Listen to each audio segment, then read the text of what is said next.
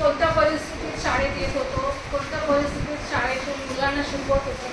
आणि एक विशेष म्हणजे ना मुलं पण आमच्याकडून तेवढंच आवडीने शिकत होती आणि पालक पण पालकांनी प्रोत्साहन तेवढंच दिलं आम्हाला. त्याच्यामुळे आम्हाला पण जोश यायचा की मुलं शिकतात ते तर आपण का मागे शिकायचं. त्यामुळे आम्ही पण आमच्या पद्धतीने आम्हाला जसं होईल त्या पद्धतीने आम्ही मुलांना शिकवत होतो.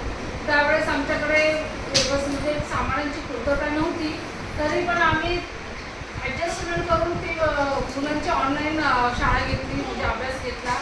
मला तर त्या शाळेतून सरांकडूनच मी त्यावेळेस शिकले की ऑनलाईन कसा अभ्यास घ्यायचा, कोणत्या पद्धतीने घ्यायचा, ते सरांनीच मला शिकवलं आणि ते मी पुढे त्याचं हे केलं. पण मला तर छान अनुभव आला आणि ते आता मी व्हिडिओ सगळे बघताना मला जुन्या आठवणी पुन्हा आठवल्या. पण देव करो पुन्हा ते दिवस येऊ नये, मुलं आमच्यासोबत नेहमी यावी, नेहमी शाळा शिकावी.